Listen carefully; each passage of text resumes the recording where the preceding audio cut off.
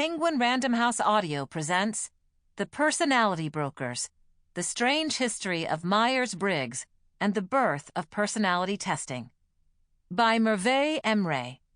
Read for you by Ellen Archer. Introduction. Speaking type. To investigate the history of the Myers-Briggs Type Indicator, the most popular personality inventory in the world is to court a kind of low-level paranoia. Files disappear, tapes are erased, people begin to watch you. In the fall of 2015, I was 7 months pregnant and rifling through the archives of the Educational Testing Service, ETS, in Princeton, New Jersey.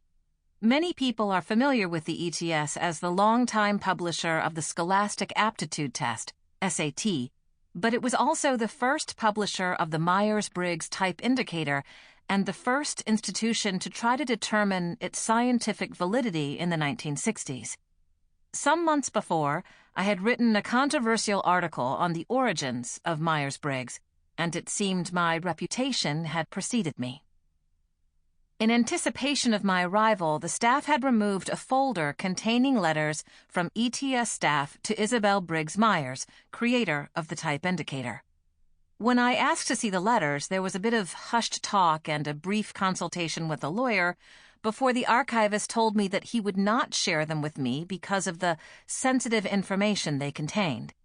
Later that day, a young male ETS employee who, I would later learn, was tasked with surveilling me during my visit, posted the following message to his Twitter account. "Today I'm creeping on a pregnant lady as part of my job." He seemed an ambivalent creeper, or perhaps just an incompetent one. He proceeded to post a link to the article I had written and tagged me in his subsequent post. "Great article by the lady I had to creep on this morning," he wrote. If anything, this sort of occurrence has been more typical than not of my journey into the world of personality testing. In the years that I have spent writing this book, I have encountered secrets and lies and various strategies of bureaucratic obstruction, some more obvious and objectionable than others.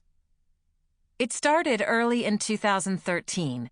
The moment when I started researching the life and work of Isabel Briggs Myers, about whom very little was known, other than that she was born in 1897, died in 1980, and, with the help of her mother, Catherine Cook Briggs, created the Type Indicator sometime in between.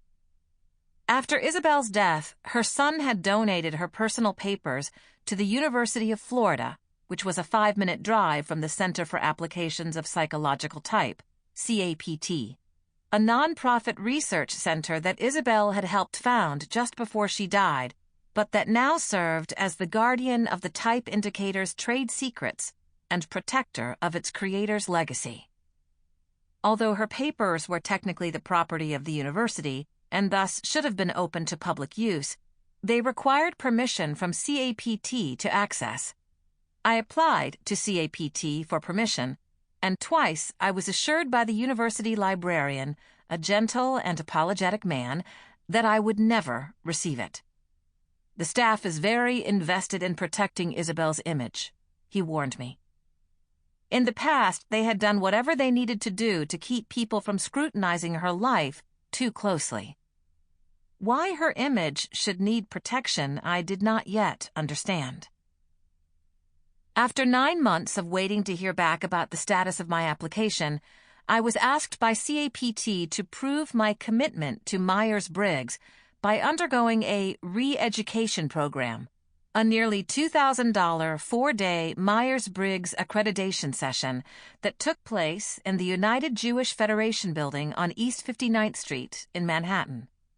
The accreditation session was led by a self-assured, fashionable woman in her 50s named Patricia, and she promised to teach me and my 25 fellow participants, Fortune 500 executives from the United States, United Kingdom, South Africa, and China, high school and college guidance counselors, dating coaches, a Department of Defense administrator, an astrologist, a retired priest, how to speak type fluently.